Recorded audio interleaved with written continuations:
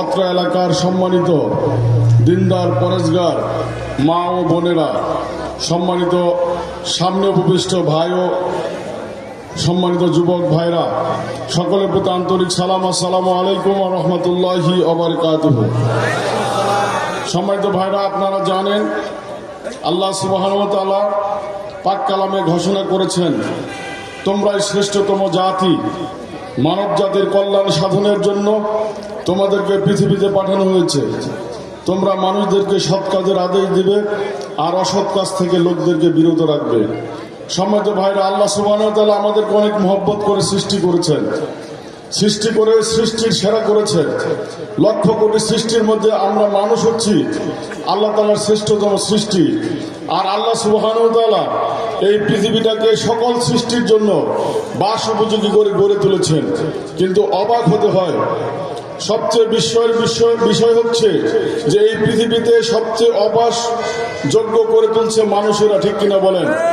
এই পৃথিবীকে যতটুকু আপনার ময়লা করছে, যতটুকু নোংরামি করছে এই মানুষগুলো, ঠিক কিনা বলেন? কি কারণে? মানুষের চেয়েও পৃথিবীতে অনেক বড় বড় সৃষ্টি আছে, মানুষের চেয়েও অনেক বড় বড় সৃষ্টি পৃথিবীতে আছে। আমরা বলতে পারি মহাসাগরের তিমি মাছ, কিন্তু কোন তিমিয়ে মারামারি করে আজকে কি মারা গিয়েছে এই পর্যন্ত? আমরা জানি যে বনে জঙ্গলে অনেক হিংস্র প্রাণী বসবাস করে, বাঘ, সিংহ এরা বসবাস করে, হাতিও অনেক শক্তিশালী প্রাণী, কিন্তু দুই গ্রুপে মারামারি করে কখনো মরে যায় না, ঠিক কিনা বলেন? সম্মানিত ভাইরা, অথচ আমরা মানুষ শ্রেষ্ঠ হওয়ার পরও আমরা এক মানুষ আরেক মানুষকে হত্যা করছি, ঠিক কিনা বলেন?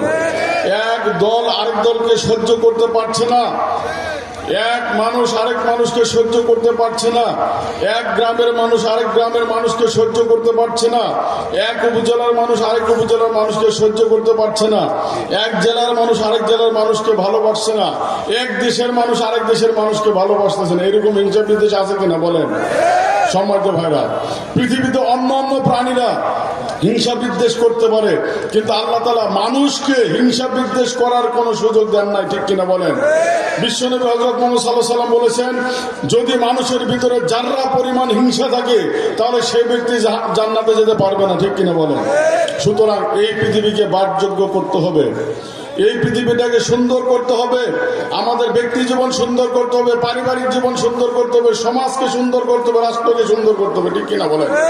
আর এই পরিবার, সমাজ, রাষ্ট্রকে সুন্দর করার জন্য প্রয়োজন হচ্ছে সুন্দর মানুষ, প্রয়োজন হচ্ছে সুন্দর আইন, প্রয়োজন হচ্ছে সুন্দর নেতৃত্ব, ঠিক কিনা বলেন? এই জন্য আমরা যেমন শ্রেষ্ঠ মানুষ, আল্লাহ তাআলা এই মানুষকে পৃথিবীকে বাসযোগ্য করার জন্য, সুন্দর করে পরিচালনার জন্য শ্রেষ্ঠ আইন দিয়েছেন আল কোরআন, ঠিক কিনা বলেন?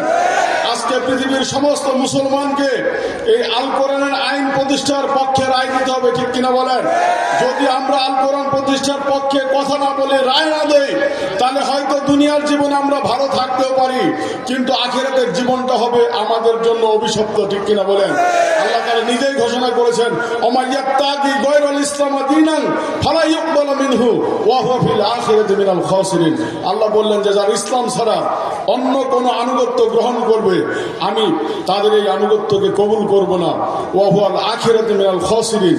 আর এই মানুষগুলো সবচেয়ে আখিরাতে ক্ষতিগ্রস্ত হবে। সুতরাং আমরা মুসলিম হিসেবে আসছি, আমরা জানি যে আল্লাহ তাআলা আমাদেরকে দুনিয়া থেকে উঠায় নেবেন, আখিরাতে নিয়ে যাবেন, আর আখিরাতটা যেটা শুরু আছে শেষ নাই। সুতরাং আমি আপনাদের কাছে এই মাহফিল থেকে আহ্বান করতে চাই, আসুন আমরা এমন একটা জীবন খুঁজে নেই যেই জীবনে দুনিয়াতে শান্তি পাবো আর আখিরাতে মুক্তি পাবো।